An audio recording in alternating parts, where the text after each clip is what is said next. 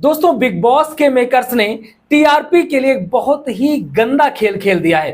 TRP के लिए big boss के मेकर्स इतना ज्यादा गिर जाएंगे, किसी ने सोचा नहीं होगा। अगर आपने कल का एपिसोड देखा होगा तो निश्चित तौर पे आपके मन में गुस्सा होगा या फिर आपकी आंखें जरूर नम हो गई होंगी। जिन लोगों ने भी दिल से बिग बॉस को देखा होगा उनकी आंखें जरूर नम हुई होंगी, क्योंकि बहुत सारे लोग ऐसे होते हैं जो केवल इंटरटेनमेंट के लिए देखते हैं, केवल मनोरंजन के लिए बिग बॉस जैसे शो को देखते हैं।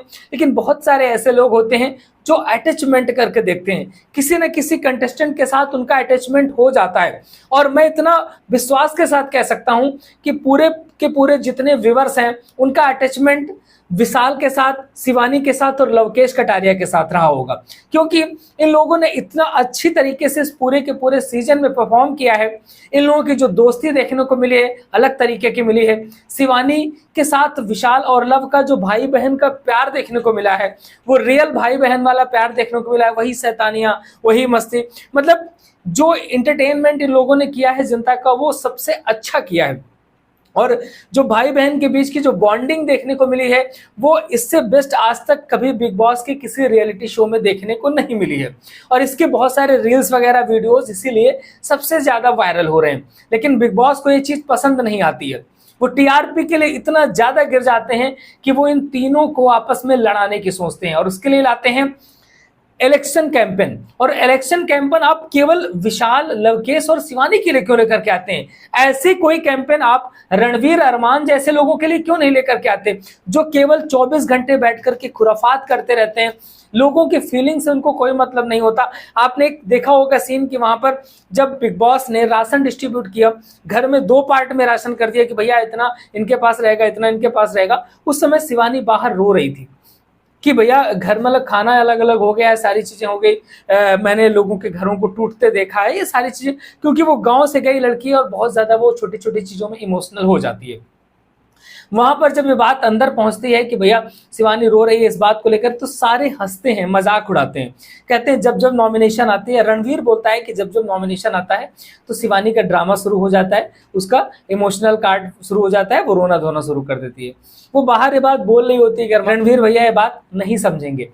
तो रणवीर इस तरीके से, अरमान जो कि पूरे टाइम, पूरे सीजन भर केवल खुराफात करने पे लगा रहा। अगर देखा जाए कि सबसे ज्यादा खुराफाती कंटेस्टेंट कौन था, तो अरमान मलिक था पूरे सीजन पे, जिसने पूरे सीजन केवल इधर से उधर और दूसरों को लड़ाने का काम किया। साईं केतन राव जिस बंदे ने एक चवन्नी भर का काम नहीं किया, पूरे टाइम शो में केवल फर्जी में पड़ा रहा। अरमान की और रणवीर की केवल चमचागिरी पे लगा रहा।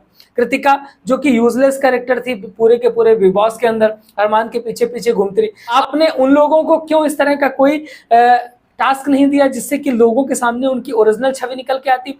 समझ में आता कि रणवीर, अरमान एक दूसरे की बुराई कर रहे हैं, लेकिन आपने उनका दिया जो जिनको जनता पसंद कर रही है, जिनसे टीआरपी आपको अच्छी मिल सकती है। सिंपल सी बात है, लोग ये देखना चाह रहे हैं कि भैया विशाल और लवकेश इतना प्यार से रहते हैं, दोनों भाई हैं, दोनों दोस्त की तरीके रहते हैं, तो दोनों दोस्त किस तरीके से एक दूसरे की बुराइयां करेंगे? कल के एपिसोड में आपने देखा होगा कि वहां पर विशाल जाता है तो ऊपरी मन से ये लोग एक दूसरे की बुराइयां करते हैं, एक दूसरे की कमियां निकालते हैं, क्योंकि बिग बॉस ने टास्क दिया था, उनके साथ मजबूरी थी कि मजबूरी में खड़े होकर के उनको एक दूसरे के बारे में बुराई करनी थी, क्योंकि इलेक्शन पे कैंपेन करना था। वहीं पे शिवानी भी जाती है तो बड़े बुझे मन से बुरे, मतलब इस तरीके से कहती है। शिवानी को तो इन लोगों ने बिल्कुल फुटबॉल बना दिया भाई। इधर लवकेश के साथ उसकी बुराई करी, लवकेश की और विशाल की। फिर वहां पर अरमान लोग कितनी बदतमीजी करते हैं, समझ में नहीं आता। एक 22 साल की लड़की जो कि गांव से गई है, उसके अंदर बहुत ज्यादा इन सारी चीजों का समझ नहीं होती, उसके अंदर बहुत ज्यादा चालाकी नहीं है, लेकिन उसको भड़काते हैं कि भैया तुम्हारे साथ ये किया, तुम्हारे साथ वो किया। वो छोटी सी लड़कियों को ज्ञान दे देंगे, भैया तुम्हारे साथ अगर सना मकबूल आएगी तो हम तुम्हारे साथ कैंपेन में नहीं आएंगे।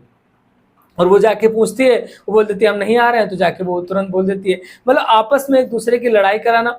और अगर तुमको इतना ही था, रणवीर को, सना मकबूल से इतनी दिक्कत थी, तो शिवानी को क्यों नॉमिनेट किया था? आप साईं को कर सकते थे, कृतिका को कर सकते थे, किसी को भी कर देते, लेकिन शिवानी को नॉमिनेट भी करेंगे, शिवानी को निकालना भी चाहते हैं और शिवानी को सबके सामने बुरा भी बनाना चाहते हैं। तो जो निगेटिव मानसिकता के लोग हैं उनको बिग बॉस ऊपर लेके चले जा रहे हैं, क्योंकि शायद बिग बॉस के वो फेवरेट कंटेस्टेंट हैं, जैसे कि नेजी को तो घर का दामाद बना के रखा है, जो कि किसी मतलब का आदमी नहीं है, यूजलेस आदमी, लेकिन बिग बॉस के घर का दामाद है तो उसको भैया ऊपर लेके जाना है।